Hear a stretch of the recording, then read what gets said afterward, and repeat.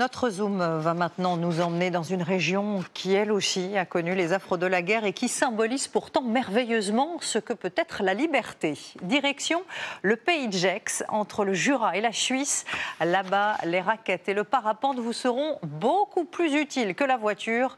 Yann Ovin, Alix Ponsard et Marie-Hélène Astrodo. Pouvait-on imaginer plus beau comité d'accueil ? Ces chevreuils juste en bas. Au loin, les Alpes. Et le soleil qui joue avec ses nappes matinales. Élevons-nous au-dessus de cette mer de nuages. Pour rejoindre, tout en haut du pays de Gex, le col de la Faucille. En pleine forêt. On y va ? C'est parti. Ces 4 marcheurs vivent ici. À la moindre occasion, ils s'évadent dans cette partie de la réserve naturelle, de la haute chaîne du Jura. Il ne faut pas grand-chose pour être paumé au milieu de nulle part, je dois dire. Là, on arrive sur la partie où on est quasiment que dans l'épicéa. Ce qui est caractéristique, c'est justement ils vont pousser assez haut, assez droit pour aller chercher la lumière. Ils slaloment entre les arbres de 30 mètres de haut, le long des roches calcaires vieilles de 100 millions d'années, avant d'atteindre les crêtes soufflées par le vent. Les voici au Mont Rond, à 1550 mètres d'altitude. Et là, tu as juste envie de plonger pour aller dans le lac. Sous les nuages, le lac Léman, la Suisse. J'aime ce paysage et j'aime cet endroit. J'ai choisi de venir habiter et je ne me lasse pas chaque jour. Parce qu'il y a une impression de liberté qui est tout à fait folle. Randonnée. Skier sur le petit domaine du col de la Faucille. Ou au domaine de la Vatée, tout au nord du département de l'Ain. Suivre un cours de sport. J'entends rien, est-ce que vous êtes motivés ? Oui ! Ah, attention les 3 premiers, top ! Entre les maths et le français, session biathlon pour cette classe de CE2. On avance l'œil au maximum dans le trou. Voilà, comme si on était dans le trou d'une serrure. Ah, t'étais pas loin cette fois-ci. On n'est pas à l'école, mais on a les professeurs avec nous. On fait du ski alors qu'on devrait travailler normalement. Moi, je pense que c'est indispensable en fait de faire des sorties neige, des sorties faune et flore. On a comme un environnement magnifique. Les enfants sortent au moins 4 fois pendant l'hiver. L'arceau bleu, camarade. C'est une discipline parmi les autres. C'est une discipline de sport, du coup. Il est cool, le cours de sport, là, ou pas ? Oui. Voilà, je pense que c'est un truc qui les motive, ouais. Donc vous êtes maîtresse ou vous êtes prof ? Ça, faut leur demander, hein. Est-ce que je suis maîtresse ou je suis prof de ski ? Prof de ski. Ah, du coup, ouais, j'ai plus mon rôle de prof de ski, là. Puis, quand les carabines sont rangées, les skis déchaussés, Amélie Roustin entre en piste. Nous, la particularité, c'est qu'on fait tout à la neige naturelle. À la Vatée, on n'a aucun canon à neige. Ils sont 2 pour 120 km de piste. Amélie est l'une des rares Françaises, conductrices d'engins de damage. J'adore bosser en décalé par rapport à d'autres personnes. J'ai la chance de voir de magnifiques animaux. Enfin, il y en a plein qui me disent « mais t'as pas peur toute seule la nuit ?» Et puis en fait, non, j'ai l'impression de rien craindre au volant de cette machine. C'est moins vrai cette année, mais le domaine souffre régulièrement du manque de neige.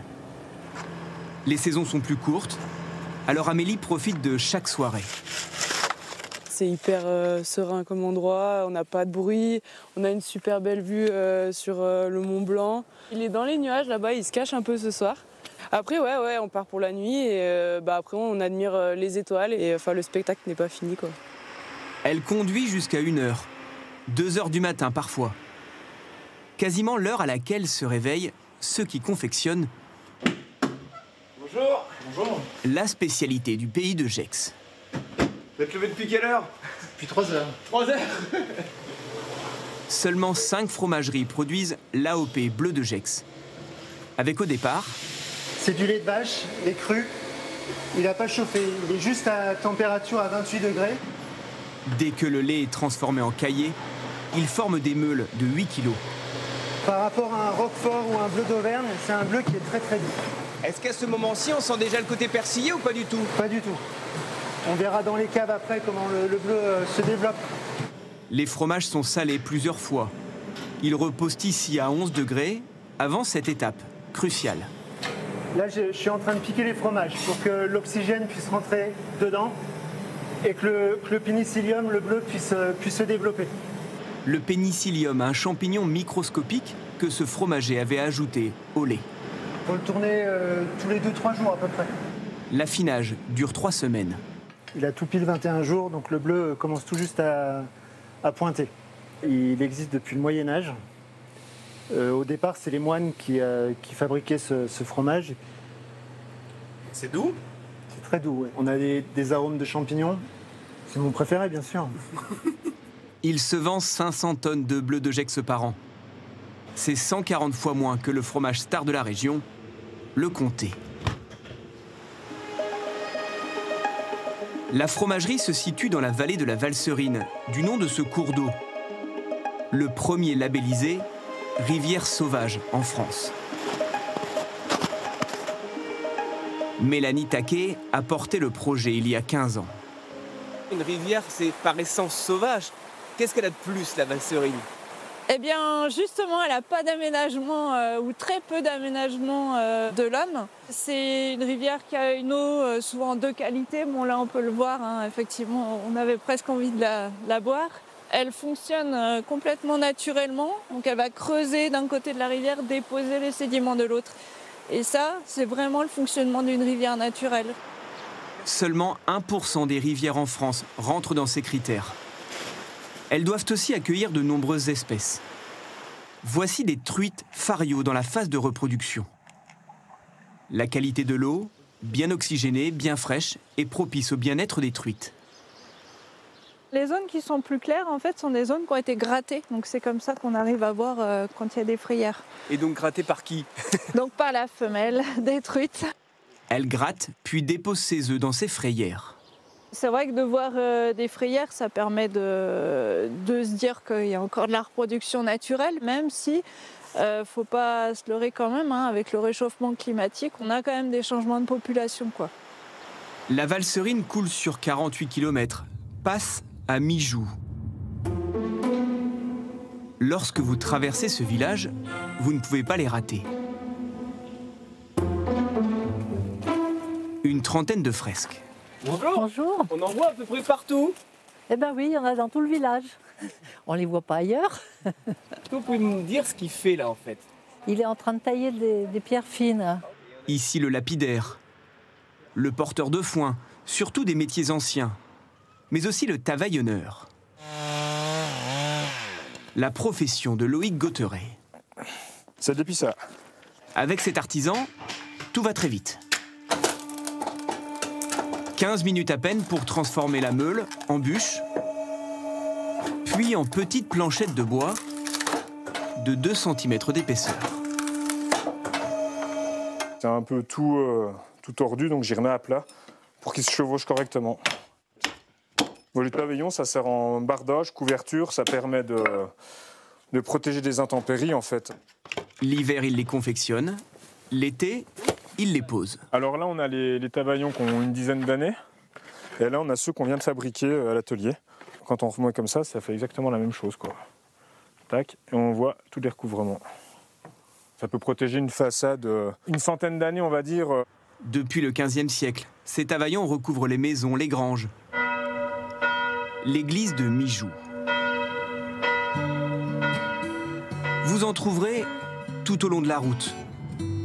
Comme en redescendant à Gex, sous la mer de nuages. La ville a perdu de son prestige, mais au Moyen-Âge, elle appartenait aux comtes de Genève, puis de Savoie. C'était un lieu de pouvoir. Un illustre philosophe y a grandement contribué, ici à Ferney. Voltaire a vécu ici? Oui, tout à fait. Les 20 dernières années de sa vie. Moi, j'aime à dire que c'est presque un deuxième Versailles ici. Il reçoit énormément de ses contemporains. On vient philosopher ici. 1758, Voltaire se fait construire ce château avec un grand potager et ce bassin, une carpière. Avoir sa propre carpière, lui permettait notamment de servir très souvent du poisson très frais justement à ses invités. Voltaire voulait limiter aussi sa consommation de viande. L'entrée principale du château. Il s'est installé ici pour fuir Paris et Genève. Nous sommes ici dans le cabinet des tableaux. Sa personnalité, ses textes provocateurs dérangés. Donc on peut découvrir ici bien le lit dans lequel Voltaire dormait. Il dormait plutôt assis et pas allongé, comme on peut s'y attendre, avec beaucoup de coussins dans le dos notamment. On sait que Voltaire travaillait même depuis son lit, il écrivait directement, et puis c'est depuis ici qu'on lui connaît ses grandes œuvres. Candide, le traité sur la tolérance ou encore le dictionnaire philosophique. Voltaire s'est fortement investi dans la ville qui sera rebaptisée Ferney-Voltaire 100 ans après sa mort. Un peu plus au sud, il nous reste une dernière étape. Voici l'imposant Fort-l'Écluse, le lieu le plus visité du pays de Gex. Il a été bâti la première fois, c'était en 1300, c'était une maison forte. Vous avez la porte de France et vous traversez tout le fort et vous avez la porte de Genève. Avant, la route passait à l'intérieur du fort. Ce fort militaire est fermé aux visiteurs jusqu'au printemps. Sauf pour ce franco-suisse. Depuis 35 ans, Cyril Schonbeichler est un spécialiste des chauves-souris, et notamment du rhinolophe. On n'a pas de courant d'air, et donc on a une température qui est stable pendant tout l'hiver. C'est ce que les chauves-souris ont besoin. Donc on va y aller tout doucement, on ne fait pas de bruit, on ne parle pas. Il s'aventure dans ces galeries très humides, 2 à 3 fois dans l'hiver. Il est là. Il est en train de dormir.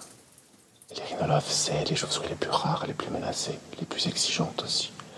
C'est vraiment la chauve-souris dans l'imaginaire, la chauve-souris qui va s'enrouler dans ses ailes, comme on l'a vu ici, qui va être suspendue au plafond. On n'a jamais beaucoup de chauves-souris, c'est 2, 3, 4 maximum. Et jusqu'à 160 l'été lors de la reproduction.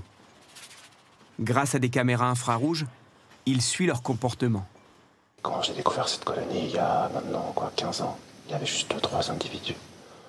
On est vraiment dans un super exemple de cohabitation réussie entre la protection d'une espèce menacée et protégée et des activités culturelles et même sportives. Ce qui nous a donné des envies d'envol. 1, 2, 3, allez. Pour quitter ce pays de Gex. On a une très belle vue sur les Alpes du Nord. On n'est pas dans les Alpes, on est à l'extérieur, mais pas très loin, à 80 km. Donc c'est le seul endroit où on peut voir ça. Il n'y a pas d'équivalent. Ce jour-là encore, la mer de nuages s'est invitée au-dessus de la vallée. Comme si ce territoire avait encore quelques secrets à cacher.